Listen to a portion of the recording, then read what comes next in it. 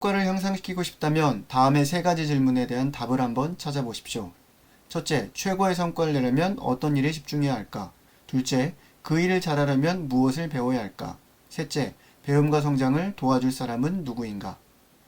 성과 향상을 위해서 가장 먼저 던져봐야 할 질문은 최고의 성과를 내려면 어떤 일에 집중해야 할까? 입니다.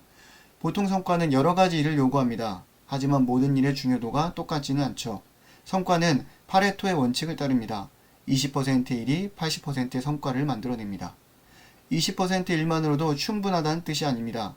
20%의 일이 성과에 가장 큰 영향을 준다는 뜻이죠.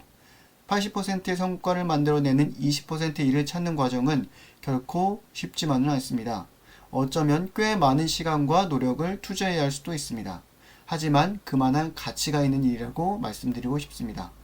성과에 가장 큰 영향을 주는 일을 찾을 때 현재 내가 일하는 방식을 시각화해 보는 것이 도움이 됩니다. 자, 예를 들면 하나의 성과가 나오기까지 필요한 일의 목록을 작성해보고 일을 순서대로 정렬해보고 도식화해보는 거죠.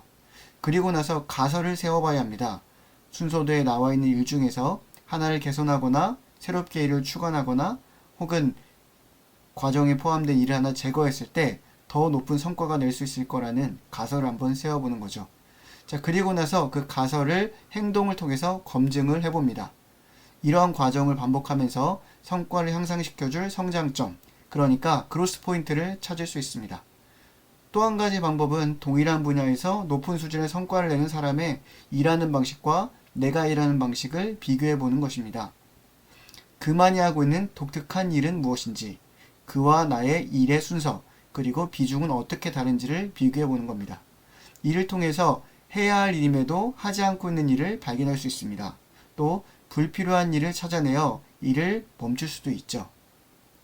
앞선 과정을 통해서 성과와 직결되는 일을 발견했다면 그 일을 더 잘하기 위한 배움을 시작해야 합니다. 배움에는 다양한 방법이 존재합니다. 그중 가장 좋은 방법은 이미 그 일을 빼어나게 잘하는 사람을 만나서 직접 배우는 것입니다. 하지만 이는 현실적으로 그렇게 쉬운 일은 아닙니다. 그래서 그를 직접 만나지 못하더라도 그가 자신의 노하우를 책이나 영상 등의 콘텐츠로 만들어 놓은 것이 있다면 이를 통해 배움을 시작할 수도 있습니다. 이때 무조건 누군가의 방식을 따라하는 것만으로는 부족합니다. 우리의 목적은 현재보다 더 나은 성과를 내는 프로세스를 만들고 이를 지속적으로 업데이트하면서 완성도를 높여가는 것이기 때문입니다. 지금까지 설명한 과정을 혼자서 해내는 것은 결코 쉬운 일이 아닙니다. 그래서 배움을 도와줄 트레이너 혹은 코치가 필요하죠. 물론 누군가의 도움 없이도 성과를 향상시키는 일은 가능합니다.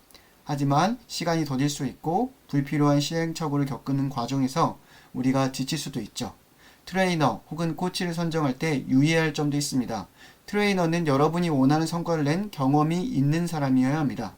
그래야지만 여러분을 정확하게 진단하고 가이드해 줄 수 있습니다. 코치를 선택할 때는 코칭 경험이 풍부한지, 코치가 올바른 가치관을 가지고 있는지, 코칭이라는 일에 대해서 정확하게 이해하고 있는지를 꼭 점검해 보셔야 됩니다. 오늘은 성과를 향상시켜줄 세 가지 질문에 대해서 알아봤습니다.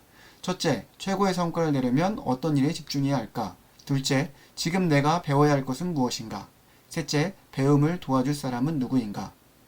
여러분들 모두 이 답을 찾아가는 과정에서 한 단계 더 성장하셨으면 좋겠습니다. 그럼 여기서 마무리하겠습니다. 감사합니다.